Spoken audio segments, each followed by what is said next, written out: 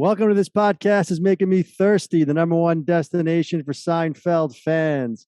This is episode 104. Today's guest is an attorney, an author, a sports writer, radio host, and television commentator. He created and owns a very popular website, profootballtalk.com. You've seen him on NBC Sunday Night Football, Football Night in America, and NBC's coverage of Notre Dame games, as well as countless appearances on national radio and TV sports shows. His new book, Playmakers, How the NFL Really Works and Doesn't, is available now wherever you get your books. And of course, he's a Seinfeld super fan. Please welcome Mike Florio. Mike, thanks for joining. Hey, great to be with you guys. And since it's episode 104, I have to ask, for your 100th episode, did you do a clip show like Seinfeld did? You know what? Go ahead. No. We had on the man who wrote and produced the clip show, Peter Melman. So one of the core writers of the show. Well, there you go. Close enough. Yeah, exactly. You're not supposed to do any new work on a clip show. I thought you just threw the clips together. No, he had to work hard on that. Spontaneously generated itself. He told us he had to work hard on that. Larry David said, you're going to put this together. And he sat there and pieced the whole thing together. So it was interesting. All right, so Mike, take us back. 1989, you're a young 24-year-old. I'm guessing you're in law school. Seinfeld hits the airwaves. You a fan right away, or did you get into the show a little bit later? You know, I remember generally liking Jerry Seinfeld as a stand-up comedian. I'm not sure that I remember knowing that he was going to have a show. I remember it was called the Seinfeld Chronicles at first, and the first episode that I actually noticed was the deal with Elaine when they were sitting watching the Naked Channel, and they hatched the idea that they would periodically get together. I had not seen it until then, and once I saw that, then I was hooked after that and actively paid attention to when it was going to be on. And back in those days, that's what you had to do. You either caught it while it was on, programmed your VCR if you had the technological capacity to do that accurately, and that was kind of hit or miss, or you had to wait for a rerun. That was it. I tell people that all the time. And, you know, as we get older and as the younger generations are so accustomed to being able to watch whatever they want, whenever they want, however they want, this idea is foreign to them that if you weren't in front of your TV at the right moment, your opportunity was gone and you had no idea when that opportunity was going to come again. Yeah, exactly. And you felt left out with Seinfeld, especially. If you missed a Seinfeld that Friday, especially for us, we were in middle school, high school at the time. You missed out on the conversation because you didn't get to see it when it came out. The Deal is probably one of the greatest written episodes of all time. It's been talked about a lot. The dialogue there is incredible. That's season 2. I saw a tweet of yours. We went back a little bit to kind of find it because we know you like to tweet about Seinfeld. There was a tweet of yours about Elaine in the Busboy running around, trying to get the guy in the plane into Seattle. And you called it, one of the most I think you said underrated or best scenes. For my money, that is too. You talk about when you got into it with The Deal. I got into it pretty much that same season too. And it's the Busboys Elaine's breakout episode, I think, with the scene you're describing. I think Kramer's breakout is in the statue when he goes in and gets the statue from the guy. Make love to the wall pervert and all that. That's also season 2. And then George's breakout in season 2 is probably the phone message. Tippy toe lemon tree. Yeah, exactly. So that whole season 2 run. I mean, we're partial to the later episode, the earlier episodes, season 2, season 3, season 4, season 5. But just touch on that. You watched The Deal. It was probably unlike anything you had seen on TV at the time. And then as you kind of, like you said, got hooked on it for that second season, it was groundbreaking in a way. I'm wondering if, as a 24-year-old, you probably grew up watching a lot of those shows in the 70s that are kind of formulaic and the same thing always happens. Happy Days, every Tuesday night, 8 o'clock, ABC. World stopped spinning, so everybody could tune in and watch Richie Cunningham and Arthur Fonzarelli and Ralph Malph and Potsy and the gang. So, yeah, it was just different from anything I'd seen. It had a feel to it. It had a look to it that was just off enough, but in a pleasing way, that just made it a show that invited you in and captivated you and made you wonder what these people were going to do next and what was going to happen next. And they were so brilliant at weaving different storylines together, and sometimes they would intersect, and it really was genius. And one of the reasons I appreciate that scene from the Busboy episode with Elaine, when I read the book Seinfeldia 5-6 years ago, whenever it came out, the fact that they had such little direction in the script, that it was just the words, and it was up to them to figure out how they were going to go about doing it. The way that Elaine delivered that, the urgency, the running in place, just everything about the emotion that she brought to it made it real. That's the thing. You never watch that show and think anyone's acting. The only time you think anyone's acting is when Kramer badly acts, like on Murphy Brown or These Pretzels Are Making Me Thirsty, or whatever the case may be. He has that weird voice, and he stammers, and when he's auditioning to be himself in the pilot, not the pilot episode. Yeah, the pilot episode, when they finally shoot the pilot. But that's what makes it so impressive. All of the acting performances, because that they had to come with that on their own. And so much of it is just absolutely brilliant. And listen, we've talked to people who helped start the show, and early on, the thought was it's never going to make it. It's too New York. It's too Jewish. So, and we're from New York, so I don't know, maybe we just don't know any better. But you're a West Virginia guy. I mean, the show's funny, right? It just clicked with you. You didn't feel like it was too New York when you were kind of starting to watch it. No, and I always had a fascination with New York, so I thought it was kind of neat. It wasn't some house in the middle of America. It wasn't some suburb of LA. It was New York City, and it was life as a bunch of singles in New York City, and it never struck me as something that wasn't welcoming to the average TV viewer. It was good, and that's all that matters. As long as it's good, and as long as it's fun to watch the show, and as long as the characters are likable in their own unlikable way, then you get invested in it. You want to see what they have in store for them next. Yeah, and you just mentioned something that also triggered something for me when you mentioned how they didn't have much direction, and it was up to the actors to kind of put together their scenes with Elaine there. Speaking of Peter Melman, who we were just talking about, when we were talking to him, he had mentioned that he had a hard time writing for Kramer for a while until he figured out that Michael Richards would take whatever he wrote and make it what Michael Richards does, because his acting was so good. So he would take what he thought was like a Jerry storyline, and he's like, I'll just give it to Kramer and he'll go off with it and just make it like he'll just do his thing. Michael Richards do his thing. So you picked up on that, and that's exactly what they were doing. They figured out that they had four amazing actors, and I think we kind of, you just touched on season 2. I guess we'll just jump into it.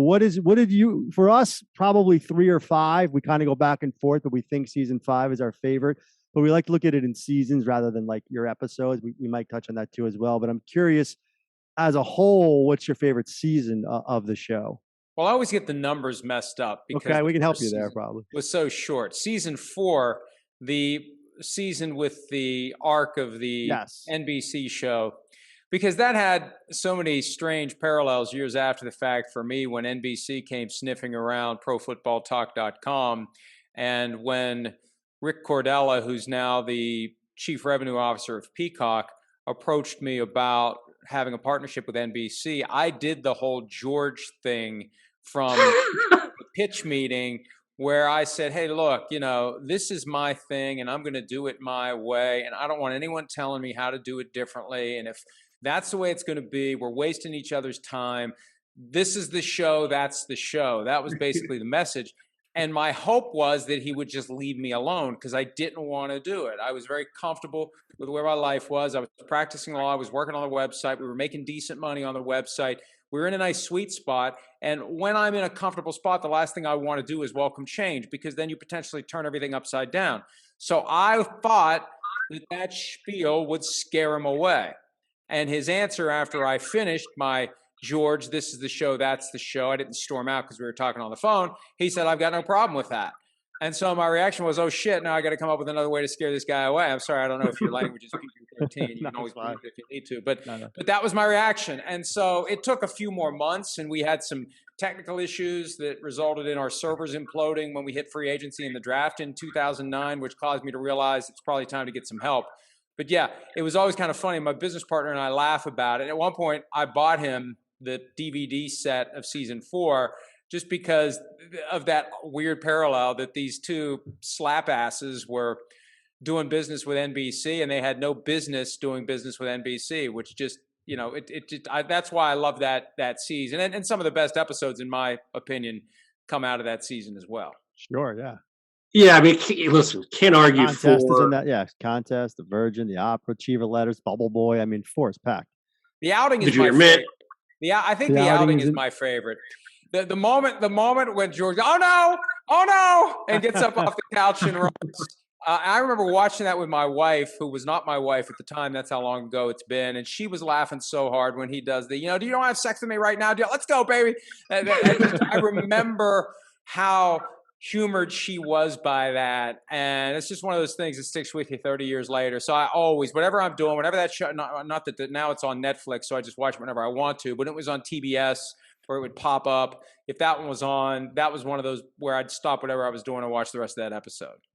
Yeah, I mean, George is a special character. You mentioned it, like his business acumen, like whenever he's behind a desk, it makes you laugh.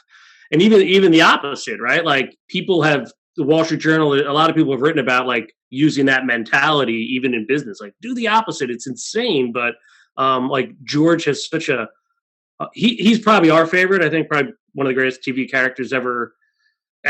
I'm curious of the four are great. They're hard to knock, but where do you kind of rank them, if you will, in your mind, the main four? Well, and again, here's what I'll say: they change throughout the years, right? For me, Jerry's the steady 1 through 9, right? George and Elaine, in our opinion, dip off. But George is so powerful in those early years. I think he takes the cake. But I'm curious your thoughts on the big four. I think in the final 2 seasons, George, specifically Jason Alexander, overacts. I think there are times where it just feels like it's too much. Yeah, and I think that Julia Louis-Dreyfus was never really appreciated to the extent she should have been for holding her own with 3 men, and the moments and the delivery. The he took it out scene is one of my all-time favorites, when she blows on the glasses. And I'd love to see how many takes it took them to get that just right, because it's just perfection, and she has to explain it 10 different ways to Jerry, and then all she has to do is say it once to Kramer, and he knows exactly what she's talking about. That's one of the best scenes in TV history. I just think that she got so easily swallowed up by the personalities of the other 3 and the characters of the other 3 that she was never really appreciated the way she should have been. Yeah, that's a good point. It's valid. It's just to jump around a bit.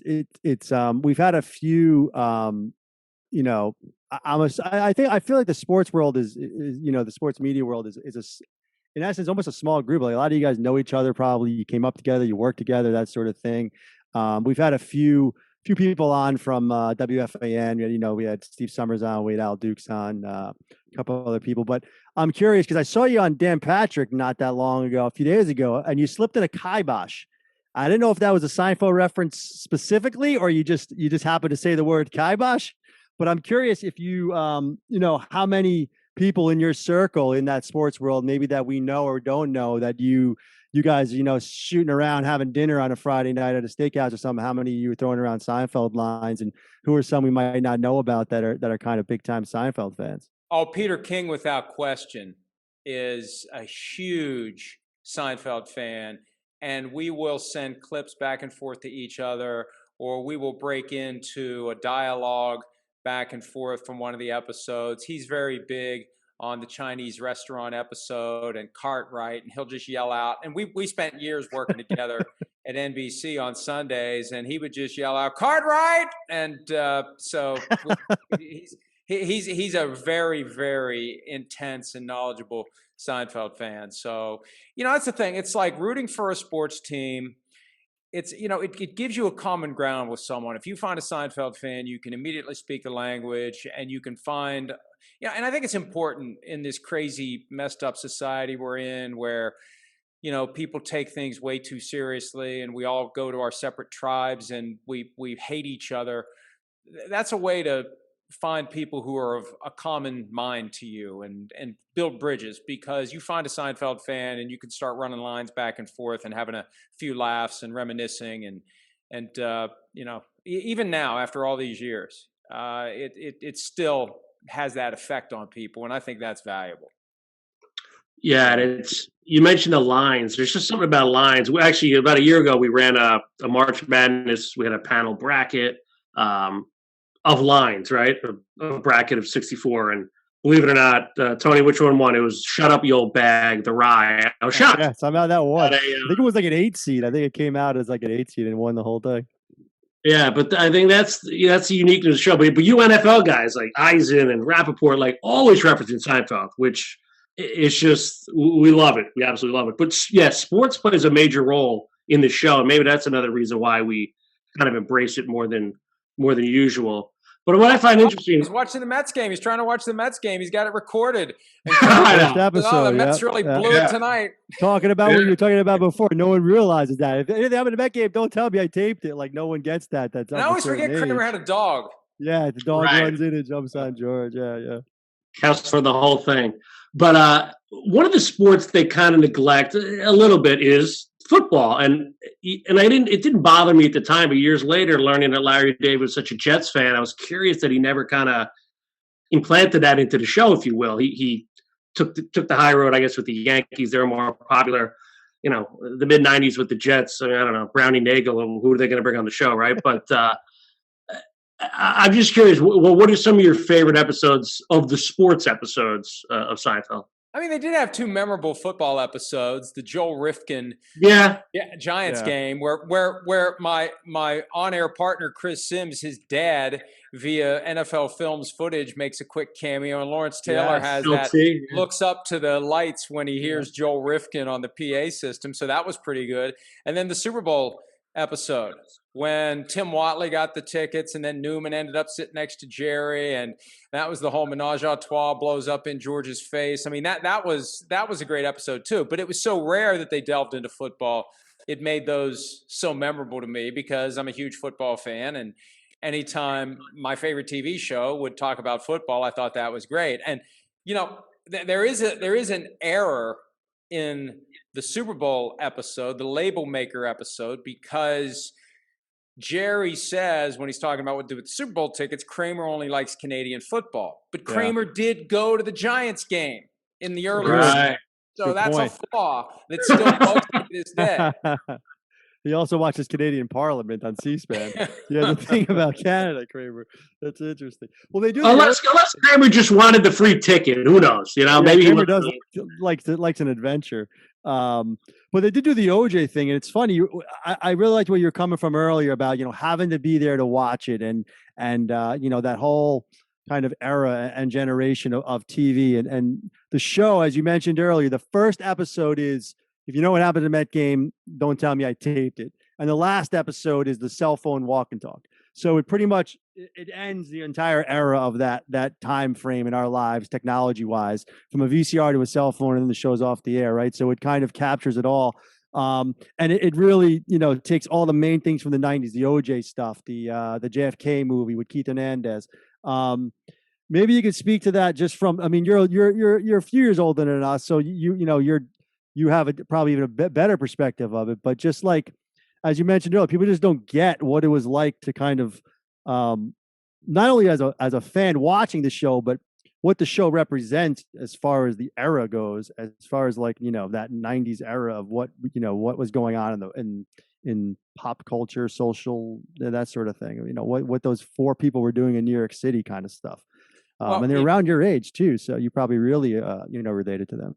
It really does seem dated now because they didn't have cell phones, because the internet was only mentioned, I think, in the one episode where George and Lord Braun were competing to sell computers out of Frank Costanza's garage. They were talking about the internet, and porn and stock quotes was the selling point when George was trying to get Jerry and Elaine to buy the computers. And then email was mentioned in that goofy Indian wedding in reverse episode, but you didn't get much of what was coming. They were on the brink of the technological revolution, on the brink of the whole cell phone thing. And so many of the crazy scenarios wouldn't be relevant today because you could so easily contact someone. You don't have to worry about missing a phone call. You don't have to worry about going in and changing out the tape on someone's message machine and yell out tippy toe lemon tree when, she walks out because she recognized Jerry from seeing him on TV. So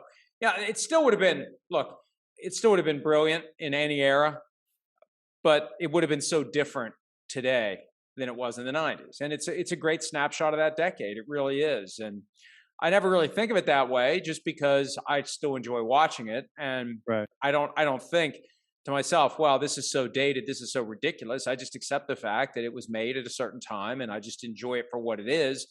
And it was limited by the technological realities of the day. Yeah, I agree. I mean, I think it's more of not that it's dated, but that it's almost like an archival history. I mean, I watched Three's Company and or I Love Lucy. The same, it's still a show. The show is the show. Funny's funny. Well, yeah, I mean, they go to the video store. When did the last video store close? Right, and one time Elaine brings the copy of Havana that she had at her hotel, and he said something like, "I spent $80 to watch Havana." I mean, that's so foreign to anyone nowadays that you have to go out somewhere, go to a store, rent a movie, remember to take it back, rewind it, or you get charged, like George almost did when he rented Rochelle, and then kept it and lost it and had to pay for the whole thing. I mean, just the idea that was even something that would pop up as a plot point, and now you talk to a kid about the concept of a blockbuster, and they look at you like you're talking about a covered wagon. Yeah, and the true irony is Seinfeld is now on Netflix, which destroyed Blockbuster. So you mentioned some of your fellow cast members, Chris Sims, Peter King. We've talked to over 60 guest stars, and for us, like that's what made the show. The big four were clearly tremendous, but the casting they did to bring in, you name it, right? Bookman or Babu or Banya. I mean, the list goes on and on. I mean, it's really what made the show and like what makes it memorable. You mentioned Joel Rifkin, right? Who are some of your favorites of those or favorite episodes with guest stars that you kind of remember or you talk about them? Let me just share with you something that I generally do now. And Michael David Smith, who works with me at PFT, he's always the one I bother with these observations. If I'm watching any other show or movie from that era, today, or anywhere in between, and I see someone from Seinfeld, I figure out who it is, what episode they were in, and I'll text him. And it just happened recently because I was on with Mad Dog, Chris Russo, at the Super Bowl. And at the time, I was reading the Robin Williams biography, and he told me he was reading The Boys by Ron and Clint Howard. And I said, oh, yeah, Clint Howard. He was the guy that was in the back of the cruiser in Seinfeld and says, Ann Landers sucks. And Mad Dog just kind of looked at me like I was speaking a language from a different planet, which made it obvious to me he's not familiar with Seinfeld. But the epiphany I had, and it was so weird the way it happened, I'm reading the book about Ron and Clint Howard. Their dad, Rance Howard, was a guy who wanted to be an actor, and it never worked for him. So he poured his efforts into his kids, but he still did some stuff. And it turned out in one episode of Andy Griffith, there was a friend of Andy Griffith's that was going to be a guest star, and that guy had something happen on the set, and he couldn't do it, so Rance Howard played the role. And it's like, well, I found it on YouTube, and I watched it. I said, man, that guy looks familiar. Well, he's been a guest star in Seinfeld twice. He was the blind guy whose glasses George tried to trade with, and he was the farmer whose daughter Newman tried to make time with. And that's Ron Howard's dad and Clint Howard's dad. And I never knew that. I just found that out in the last week or so, but I'm always on the lookout for little details like that. Yeah, watch some old Matlock and Murder, She Wrote. Murder, She Wrote. I've been on a Murder, She Wrote kick like you wouldn't believe. There's a Seinfeld character in every episode of Murder, She Wrote. Cheers. Last year at this time, guys, Cheers. I watched Cheers start to finish on Hulu, and it was like every episode, there was somebody from Seinfeld walking through the door of the Cheers bar. It was just amazing to me. Yeah, it's incredible. That whole era, it's just like they just pop up. It's a fun, you're right. It's a fun game to like pick it out and then kind of find where they're at. The secondary characters like Ohio. Though. You know what's sad about it? These people wanted to have acting careers, and all they're remembered for all the effort that they put into it, are these little flashes. Like they got to their ceiling, and their ceiling was peripheral characters on a variety of shows and movies, and that's it. That's all they ever did. But Well, they wouldn't have kept We doing it. asked that Well, question a lot. it depends who you talk to. Like we talked Yeah. to Toby, if you remember the pinky toe. Oh, great, like that. She didn't have a good experience. It kind of pigeonholed her. But others, they love it. They mentioned, so Seinfeld helped their career left and right. But yeah, it's It could be I mean, we just had Jackie Childs on. He carried that character all the way through. Later, he's still doing Jackie. Phil Morris still did Jackie Childs after the show was over. There's people like the Soup Nazi who just take it and go with it, and then that's their shtick, which we're not the biggest fans of. But they kind of just use it. But to your point, it's like you don't want to be just known as like the secondary character in Seinfeld once in your career. That's what happened to Toby. I mean, she had a hard time because she was trying to get serious roles, and they knew her just as the funny girl on Seinfeld, the redhead, and that was the whole thing. But when I first started working with NBC, and when Football Night in America used to originate from 30 Rock, it moved to Stamford, Connecticut, 2014. But my wife would come with me once a month or thereabouts, and we'd go to a Broadway show. And one year, and this has been 10 years ago or more, we went to see La Cage aux Folles, and there was a guy who played. I don't know how familiar you are with the show, but now it's like I'm asking you about Melrose Place. You ever seen the show? But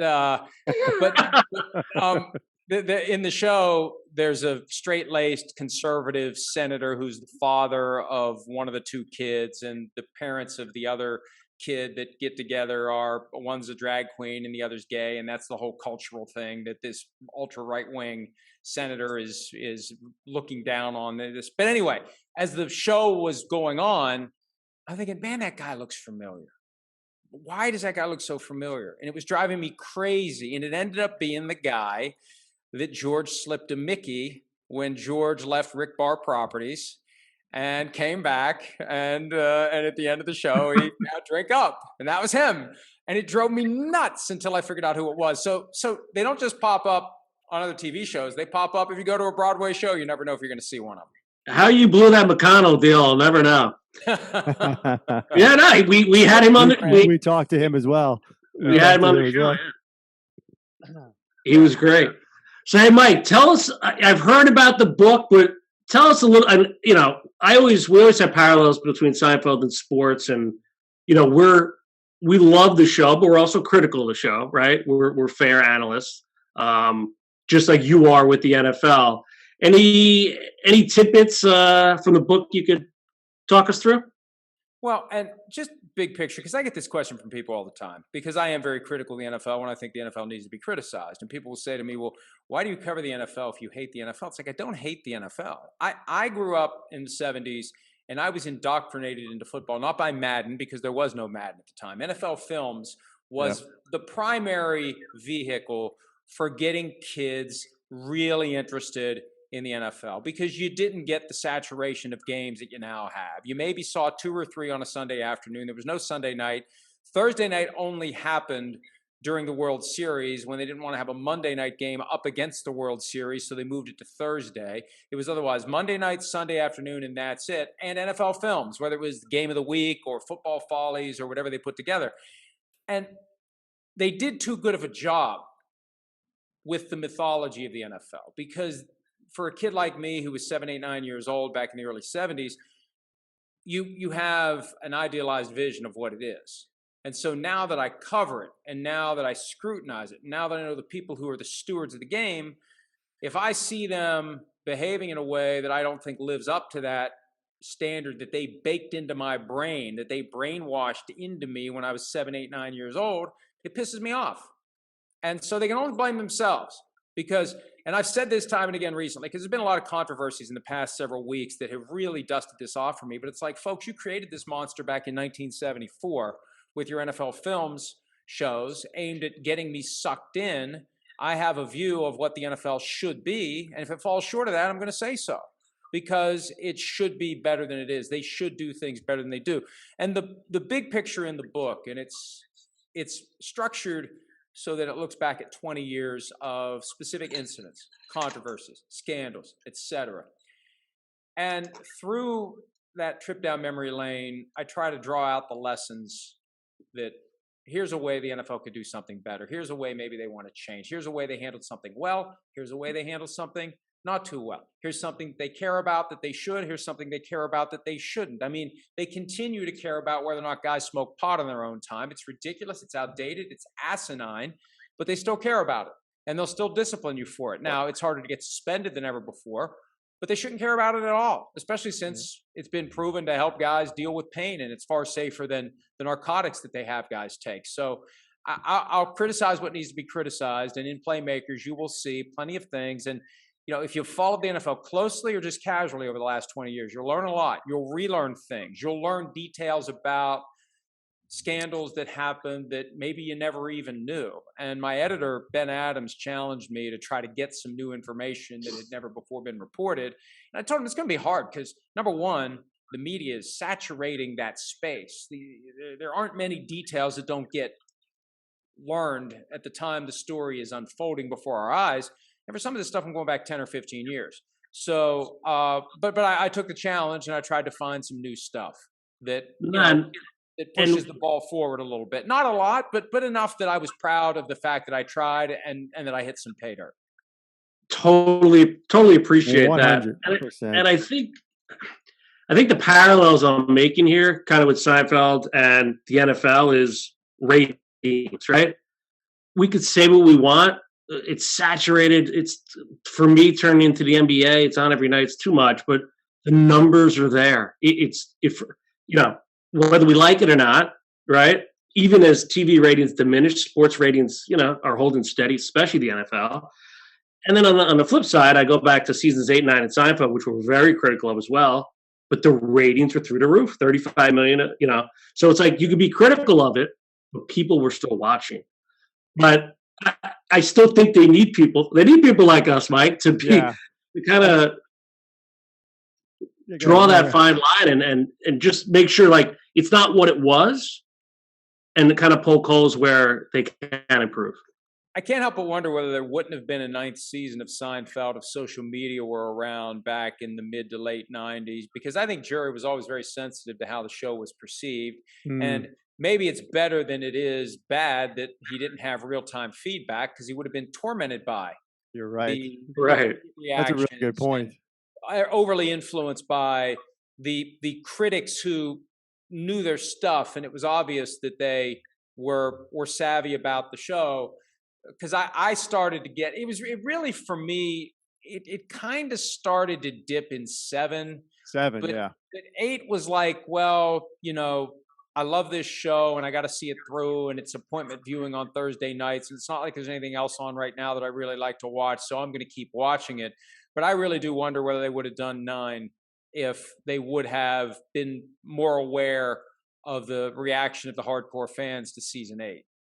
That's a valid point. And just wanted to touch on a thing you just mentioned before about the NFL, when you said they brainwashed us back when, the NFL films. I was talking about this. I got a library science degree. I actually did a project on NFL films archives and how they create their, it was propaganda. It was literally pure propaganda. That's what every shot they used, how they set it up, how they presented it to us with the music and the flat. Everything was 100% propaganda. And this just gets me fired up because you're 100% right.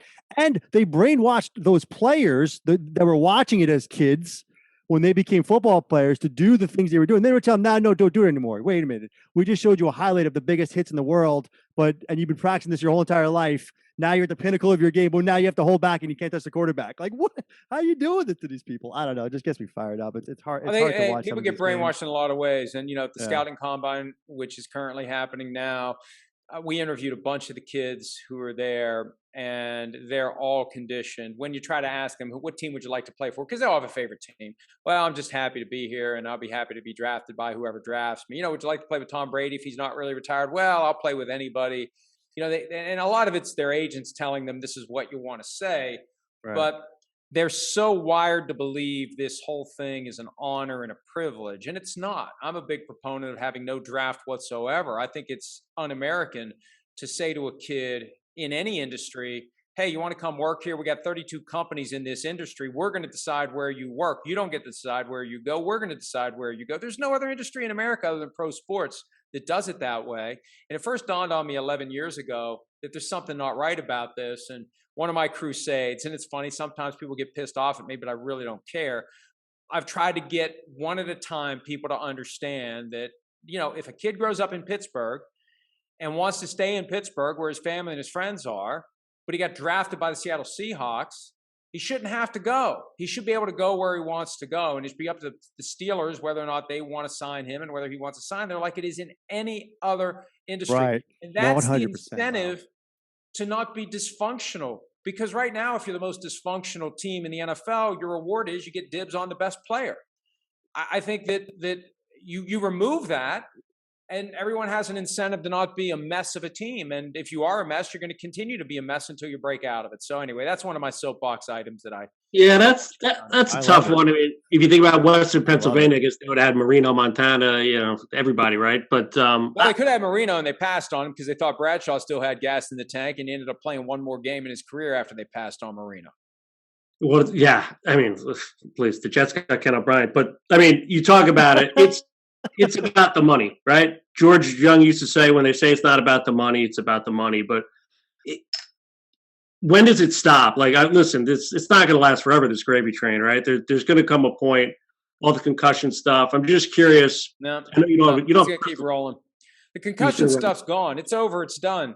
They paid out the concussion settlement. And, remember when there was a period of time where we thought guys were going to stop playing football? Chris Borland, they made a big deal about his decision to retire after a year or two in the NFL. And, there's going to be a lot more to do it.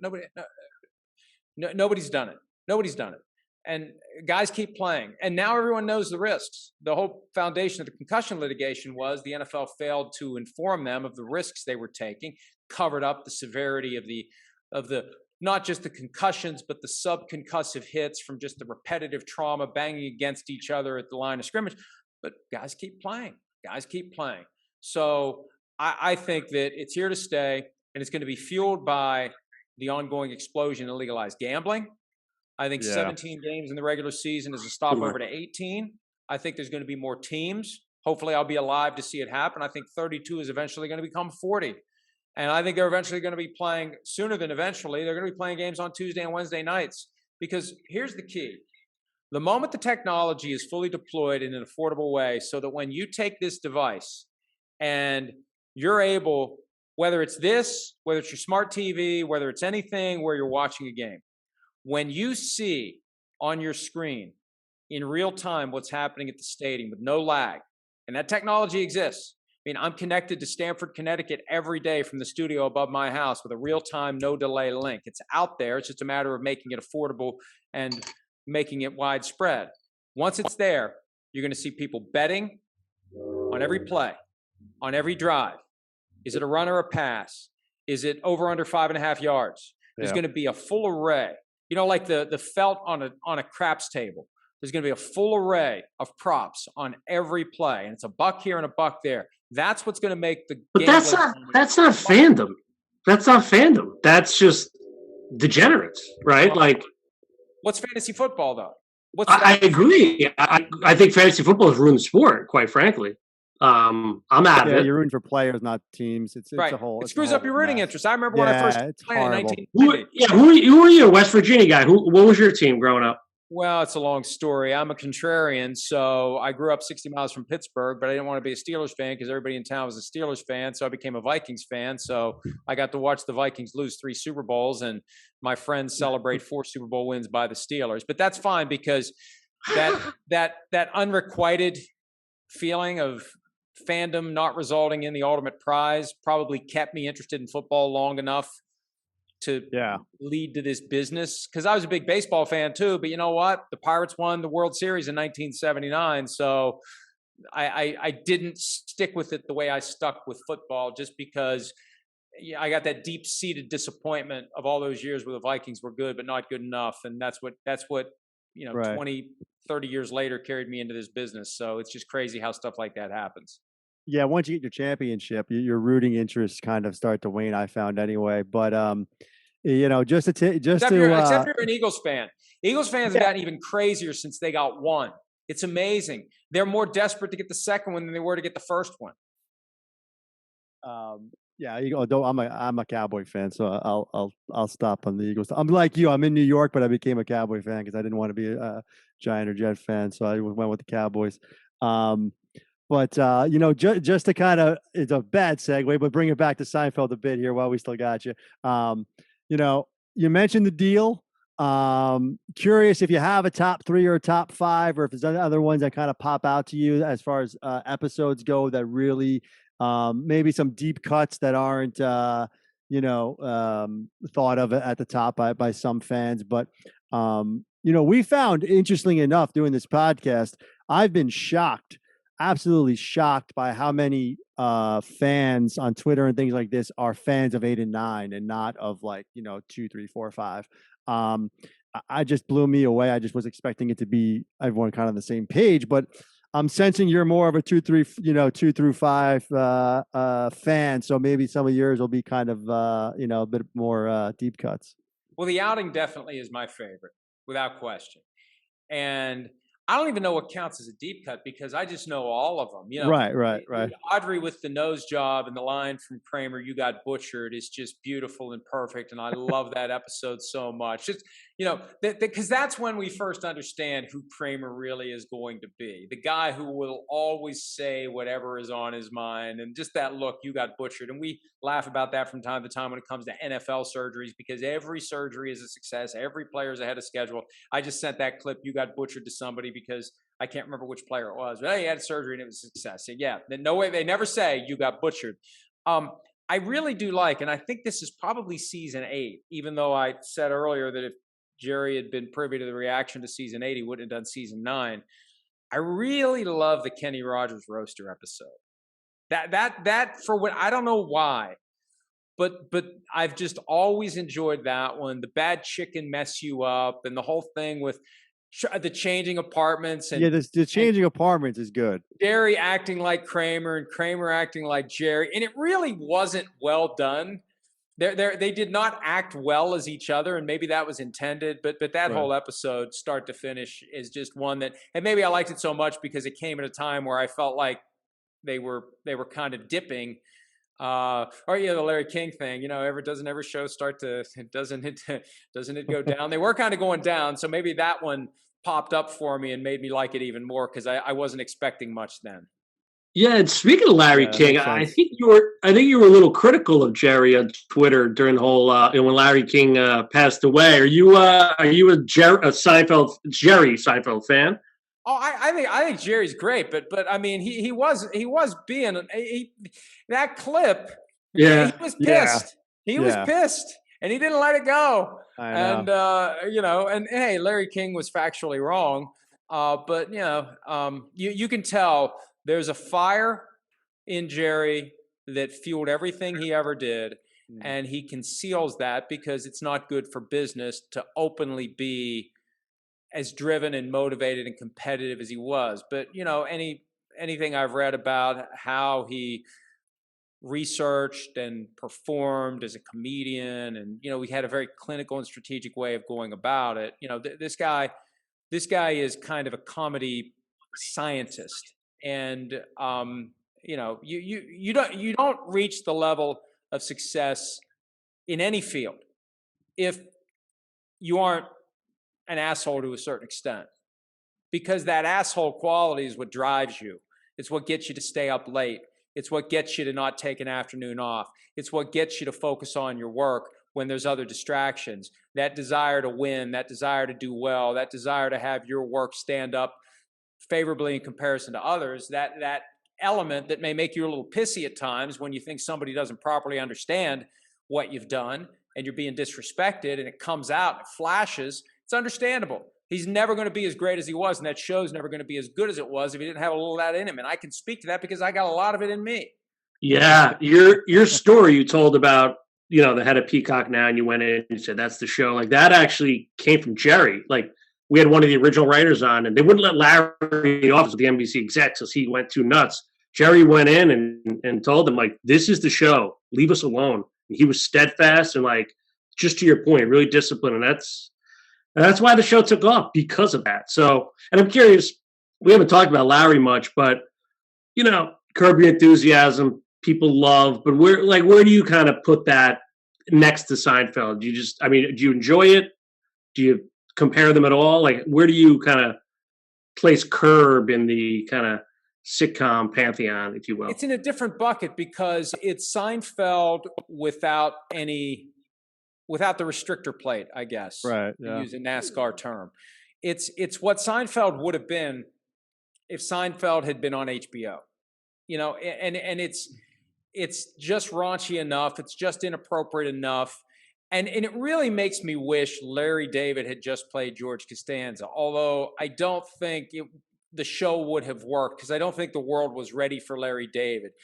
Larry David's like a hot bathtub where you have to ease into it very, very gradually. And we got just enough of Larry David in flashes through the series, whether it was that voice, whether it was him in a cape, just enough little things. When he's looking out the window and he says, you got lipstick, Your Majesty, on your $20 bill, just enough to get comfortable with who the guy is, that the stage was set for him to have his own career as a performer. So I think it's great. I love it. Not long ago, I watched the whole series. I'll put stuff on while I'm working, or I'll watch it while I'm working out. And I watched the whole series start to finish through this most recent season. And I love it. And it's like children. You don't have a favorite.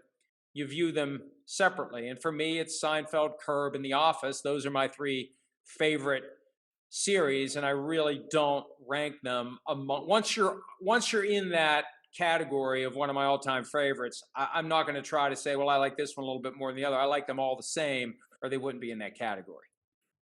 Yeah, that's fair. And it's interesting the point you just brought up. I was thinking about it with Seinfeld. I'm kind of glad Seinfeld wasn't on HBO, right? Because that's what gave us a lot of the humor. Like you talked about the outing, not there's anything wrong with that, or the contest, or the deal, like all these things where they had to work around what to say, and that's the beauty of the writing. And you let us use our imagination, and it also pushed boundaries. I mean, people say Jerry's doesn't work blue at his stand-up, but the themes in Seinfeld, the show itself, are very dark a lot of times, especially Larry Charles episodes. They're very dark. A lot of sex stuff that kind of goes, innuendos and everything like that. So the brilliance kind of shines through. Whereas Curb, because it's on HBO, can kind of punch you with the F-bombs and all that kind of stuff, and it's not. Doesn't really hit as much for me as far as funny goes. I mean, when Curb hits, it hits, but I think pound for pound, Seinfeld hits more because it's written so well. The cold open to the contest when George sits down and says, "My mother caught me." I remember watching it for the first time whenever it was that it debuted, and I'm thinking, are they talking about what I think they're talking? Holy shit! They're talking about this on NBC at 9:00 at night on a weeknight. What in the hell? I mean, I know they've done it on SNL, but it was fascinating. It was remarkable. And I just remember the whole time watching that episode thinking, I cannot believe that they got away with this. Like whoever is responsible for censoring content must have either been in a coma or on vacation in Bermuda or something, because I was stunned that got through. Yeah, an all-time classic. And that episode was still Wednesday night, believe it or not. It didn't get the massive ratings, but I think at that point, Yeah, no, I just assumed it was Thursday. I can't remember when it was on Wednesday. And I remember I'm sorry to interrupt you and dominate this conversation. That's okay. I told you I'm an asshole, so that forgives social behavior. I remember being pissed off that the show didn't have more of a following and rooting for it and feeling ownership of it. And like, why don't more people watch this show? This show is great. This show needs to be on a higher profile. This show needs to be watched by more people. And I guess I was concerned it was going to get canceled. But I also thought that, you get invested in it. And I thought that more people should be watching it and enjoying it. I remember having that feeling after I discovered it and really felt the hooks dig into me. I think it was the JFK episode that really sold it to me. My dad was still alive then, and we watched that episode together, and he loved that. And that really, that connection, that emotional connection with a parent, or that helped me get even more serious about my fandom of the show. But I just remember being really upset that I felt like the show wasn't developing the following it deserved. Kind of like All in Venice. Yeah. And fair point. I mean, listen, when it was Wednesday night, it was doing roughly like 16 million, yet Wings was after Cheers, and that was doing 30 million. So it's like, the old adage, why are you watching it? Because it's on TV. And like Thursday just had a kind of special place. And I'm curious, I'm curious what NBC would do these days if, they had the NFL rights for Thursday going up against Seinfeld. Like, what would they do? Well, it's two different worlds. I mean, the problem is in this day and age, they would just push off Seinfeld. But the NFL gathers the live audience. I think everybody would watch football live and they'd watch Seinfeld afterward. Yeah. Right. Nowadays, it's not appointment television. The TV shows on their own watch. There's no longer that moment where, hey, it's 9:00 on Tuesday. We have to go watch this show. We just watch it whenever we want to watch it. We watch it whenever it's at our convenience. And there's a certain element of, I want to save it until Friday night when I can unwind from the weekend. My wife and I on Friday night will find things to watch. And even if there's a show that came out 4 days earlier, we don't feel the urgency to watch it then. We save it for Friday night. One of the reasons why the networks are paying so much to the NFL is the one property that will command people to tune in as it's happening. 8:00 on Thursday night, 8:00 on Sunday night, all day long on Sunday, Monday night. That's why I think they're going to go to Tuesday and Wednesday night at some point. It gathers that $20 to $30 million or 20 to 30 million person audience like nothing else can. When I first joined NBC, American Idol was the #1 show in prime time because it was gathering that large group to watch it live. And that faded. And I don't think anything from a TV standpoint is ever going to do what the NFL currently does, especially because everything is so much more fractured now. But when you put a live game on, it pulls everyone together. This Amazon experiment's going to be very intriguing later this year because how many millions are going to tune in to Amazon Prime to watch the Thursday night game? What quality of games is the NFL going to put there? What kind of appointment viewing is it going to be? Can they deliver a big audience on a streamer? This is a test that I think is critical to the future of NFL broadcasting because they're putting their toe in the water to break away from NBC, CBS, Fox, and ABC. And if they can find a foothold on a streaming platform, number one, they'll do it. And number two, I think having the NFL thrive on a streamer will be perhaps the most significant development in that breakaway from traditional TV, where people are just going to have Netflix and Hulu and Amazon Prime and Disney Plus instead of having a satellite or a cable package. I know Peacock did a test of that this year with Notre Dame, right? That one paid game. I don't know how that translated, but I guess that was a kind of a good test run that maybe Amazon looked at. I don't know. Well, but nothing gathers people like the NFL. And I don't know about the numbers from the Notre Dame game that we had, but the games that are broadcast now on the three-letter networks, I think for the most part are all available on a streamer. And I know the Sunday night football games were on Peacock every week. And I just think this Amazon, and then look, the NFL is going to give up short-term audience size. They are, because you're not going to have the same magnitude of people tune in to Amazon Prime, but it's going to pull more people to Amazon Prime. And they're going to make more money in the process. And 5, 10, 15 years from now, I just think that the networks, it's not that the networks are going to be irrelevant. They're pivoting to the streaming platforms. But the primary delivery service is going to be the streaming platform, not the TV channel that comes through the rabbit ears or through your cable or satellite package. Well, as George says, he can afford it, the Bezos. But speaking of gathering people in front of the TV, I believe you've been a bit critical on the finale. Is that correct? I know a lot of people watched the finale. What was your thoughts on the finale of Seinfeld? I didn't like the finale. I was very disappointed.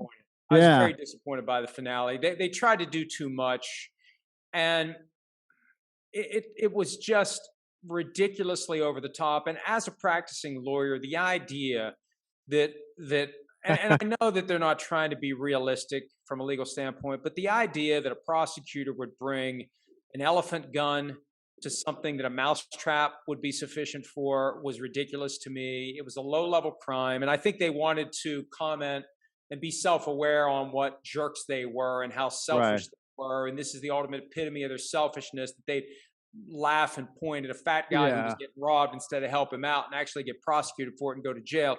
I just think it was a bad idea, and they needed somebody to speak up early on and say, this isn't going to work. We need to come up with another way. But I felt like they also were desperate to come up with a vehicle for bringing back all these characters. And I remember seeing the media reports at the time that, different people who had been bit characters were spotted all at the same time in the same place. And so the finale is going to have all these other people. And I never really liked it. And it's one of those that even the passage of time has not made me enjoy it even more. I just think it was a swing and a miss. And it's a shame. And in contrast, the finale of The Office was so much better. And it just hit every note that it needed to hit. And it wrapped everything up the way it needed to. And I think that they blew it. They blew it. And I suspect if you had a few, tequilas in Jerry Seinfeld, he would admit that he's still a little bit tormented by the way that show walked off into the sunset. Yeah, I look at it almost as when it aired live, I didn't like it that much, and I looked at it as almost the way a lot of people that watch football every Sunday, every game, right? They have the package, they're watching every game. When the Super Bowl comes, everyone else is watching it, right? And they're not watching it with the same eye. When you watch this year's Super Bowl, if you watched every game of football leading up to it, you would have thought you were watching a different game. I mean, there was no flags. It was like watching a different game. There was no replays. Meanwhile, on a Sunday, all I'm seeing is replays and flags every 5 seconds, right? So I looked at the finale the same way as the Super Bowl. It's like everyone tuned in. Half people had never even seen the Seinfeld finales on. Let me watch it. And I felt like they were appeasing to those people with like callbacks and showing us stuff that we already probably knew. Maybe that's what bothered me. I don't know. I didn't like it the first time either, but I did like rewatching it. It kind of grew on me, but it's a tough thing to do. But I kind of compared it to the Super Bowl in a way, in that it gets the non-fans to watch. And then it's like, how do you appease the fans and the non-fans at the same time? It's a very difficult thing to do. So I just think they got freaked out. They tried to do too much. It was too ambitious. And it should have just been like any other episode, but that had that element of closure weaved into whatever the storylines were. And I just remember from the very early scenes of that thinking, this isn't going to be very good. And it just as it unfolded, it's like I had that because you want it to be great. It's the farewell to a show that you felt so connected to. But it's not a sentimental show, right? Like The Office always had the sentimental stuff to it. It always had, a touch of a cry here, or they're in love there. So that lends itself to a finale where everyone brings it all together and we're like happy and let's wrap it all up but Seinfeld never had that. So they couldn't all of a sudden get that either, in a weird way. That's kind of, I like that too. I just remember when the plane was going down, like, come on, we know the plane. We know this isn't going to end. There's some bad lines, yeah. The private NBC jet crashing, it just felt kind of hokey and overdone. And again, look, when you invest so many hours of your life watching it, you earn the privilege, I think, of being critical of any of the episodes. And I'm not critical of many of the other episodes. Now, the Puerto Rican Day Parade thing I thought was a little bit of a stretch, and maybe they were out of ideas, but it just, you expected they were saving something. Right. It's like a fireworks show. Don't bring out the sparklers for the last portion of the fireworks show. Save something for me that's going to be really good. And that's, I guess, what kind of surprised me, that I would think that Jerry is sufficiently meticulous about his comedy that he would have been planning the exit. And he would have, at some point in 5 or 6 years before the finale, come up with the guts of a basic idea and continue to think about, what's our last show going to be? We are going to have a last show at some point. It needs to be great. What's it going to be? And I just feel like he didn't do that, because if he had, it would have been better than what we got. Well, fair point, counselor. That's a fair point. You got me. I mean, listen, for my money, they should have ended after season 5 on the opposite. So right. That goes without saying. But listen, Mike, this has been a pleasure, man. Can't wait for the book to come out. Love what you're doing on Pro Football Talk. Love the show with Sims, and it's just great talking Seinfeld with you. Well, I appreciate talking to you guys about it, and now I'm going to go watch it for the rest of the night. Thanks, Mike. This was great. Thank you so much. Thanks, guys. Take it easy.